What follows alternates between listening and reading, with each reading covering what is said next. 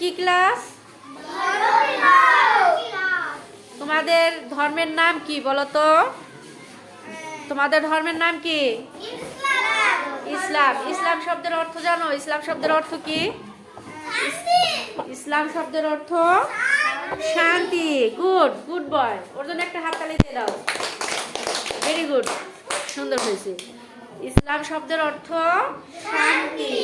আমাদের ধর্ম শান্তির ধর্ম, তাই না? আমরা গত ক্লাসে পড়েছি ইসলাম ধর্মের মূল ভিত্তি 5টি। ইসলাম ধর্মের মূল ভিত্তি কয়টি? 5টি। কি কি? কালেমা, নামাজ, রোজা, হজ, যাকাত।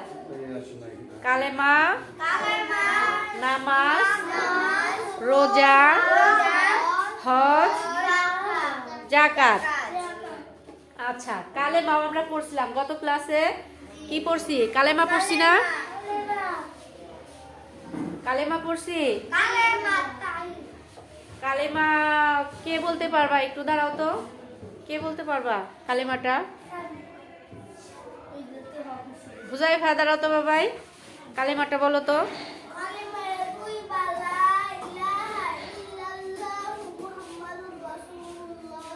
Good boy. ওর জন্য একটা হাততালি দিয়ে দাও। অর্থ পারবা না বাবাই? অর্থ সহ বলো তো। দাঁড়াও।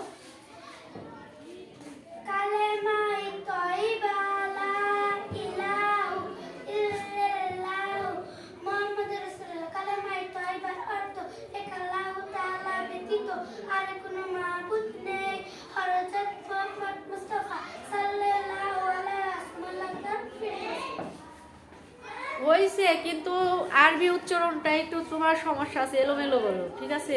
ওভাবে হবে না, শুদ্ধভাবে উচ্চারণ করতে হবে, ঠিক আছে? ওই যে হুজাইফারটা ঠিক ছিল।